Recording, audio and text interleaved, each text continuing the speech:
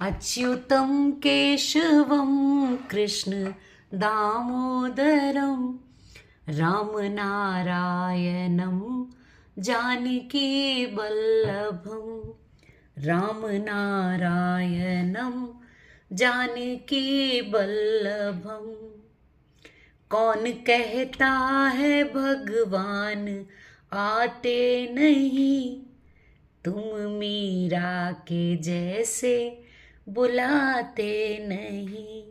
अच्युतं केशवं कृष्ण दामोदरं रामनारायणं जानकीवल्लभं।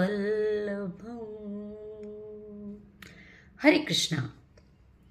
दोस्तों, आप सभी का हमारे चैनल रंग बिरंगी दुनिया में बहुत बहुत स्वागत है। तो आज मैं इंदिरा एकादशी की कथा, इसका क्या महत्व है और कब है, श्राद्ध माह में या पितृपक्ष में ये व्रत कितना महत्वकारी है, सब कुछ जानने के लिए चलिए अपनी वीडियो की ओर चलती हूँ और बने रहिएगा हमारे वीडियो में अंत तक। जय श्री कृष्णा। सनातन धर्म में श्राद्ध पक्ष में आने वाली एकादशी तिथि का बहुत महत्व है। इस दिन विष्णु जी की पूजा उपासना और पितरों के नाम से दान पुण्य के कार्य बेहद शुभ माने जाते हैं। इंदिरा एकादशी का व्रत करने से हजारों वर्षों की तपस्या, कन्यादान का पुण्य समेत कई शुभ फलों की प्राप्ति होती है। इंदिरा एकादशी का व्रत करने वाले जातक के 7 पीढ़ियों के पितर तृप्त हो जाते हैं और विष्णु जी की पूजा आराधना से मनोवांछित फलों की प्राप्ति होती है। तो आइए जानते हैं कब है इंदिरा एकादशी। पंचांग के अनुसार 27 सितंबर को दोपहर 1:20 से एकादशी तिथि शुरू हो जाएगी। अगले दिन 28 सितंबर को 2:49 पर इसका समापन होगा, लेकिन उदया तिथि होने के कारण 28 सितंबर को ही इंदिरा एकादशी का व्रत माना जाएगा या रखा जाएगा। इसका शुभ योग है रात 11:51 PM तक सिद्ध योग माना गया है। इसकी पारण का समय है 29 सितंबर को सुबह 6:13 से लेकर 8:36 तक। तो आइए जानते हैं क्यों है ये एकादशी महत्वपूर्ण। श्राद्ध पक्ष की एकादशी का बहुत महत्व है। मान्यता है कि इंदिरा एकादशी का व्रत करने से हजारों वर्षों की तपस्या, कन्यादान का पुण्य समेत कई शुभ फलों की प्राप्ति हो जाती है। इंदिरा एकादशी का व्रत करने वाले जातक के 7 पीढ़ियों के भी पितर तृप्त हो जाते हैं और विष्णु जी की कृपा मिलती है। हिंदू धर्म में प्रत्येक माह के शुक्ल पक्ष और कृष्ण पक्ष की एकादशी तिथि को एकादशी कहा जाता है। विष्णु जी की पूजा आराधना की जाती है और द्वादशी तिथि में इसका पारण किया जाता है।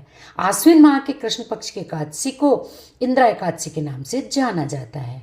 इंदिरा एकादशी का व्रत पितरों के लिए भी खास माना जाता है। मान्यता है कि जो लोग पितरों का तर्पण, श्राद्ध और पिंडदान करते हैं उनको इंदिरा एकादशी व्रत करने से फलों की प्राप्ति होती है। यह भी कहा जाता है कि इंदिरा एकादशी का व्रत रखने से वैकुंठ की प्राप्ति होती है और इस दिन पूर्वजों के नाम दान पुण्य के कार्य भी किए जाते हैं। ये जानते हैं इसकी व्रत कथा क्या है। नारद जी ने राजा इंद्रसेन को बताया कि कुछ दिन पहले उनकी भेंट यमलोक में राजा के पिता से हुई। राजा के पिता ने नारद जी को यह कहा कि उनके जीवन काल में एकादशी का व्रत भंग हो गया था, जिस वजह से उन्हें अभी तक मुक्ति नहीं मिल पाई है और वह अभी भी यमलोक में भटक रहे हैं। पौराणिक कथाओं के अनुसार सतयुग में इंद्रसेन नाम का एक राजा था जो महिष्मती नगरी में राज्य करता था। उसे सभी भौतिक सुख प्राप्त थे। एक दिन नारद मुनि राजा इंद्रसेन की सभा में उसके मृत पिता का संदेश लेकर पहुंचे। नारद जी ने राजा इंद्रसेन को बताया कि कुछ दिन पहले उनकी भेंट यमलोक में राजा के पिता से हुई है। राजा के पिता ने नारद जी को यह कहा कि उनके जीवन काल में एकादशी का व्रत भंग हो गया था, इस कारण से उनको अभी तक मुक्ति नहीं मिली, वह अभी यमलोक में ही है। यह संदेश सुनकर राजा बहुत ही दुखी हुए और उन्होंने नारद जी से अपने पिता की मुक्ति दिलाने का उपाय पूछा, जिसका हल निकालते हुए नारद जी ने बताया कि अगर वह आश्विन माह में पड़ने वाली इंदिरा एकादशी का व्रत रखते हैं तो इससे इनके पिता को सभी प्रकार के पापों से मुक्ति मिल जाएगी, साथ ही वैकुंठ धाम को भी प्राप्त होगा।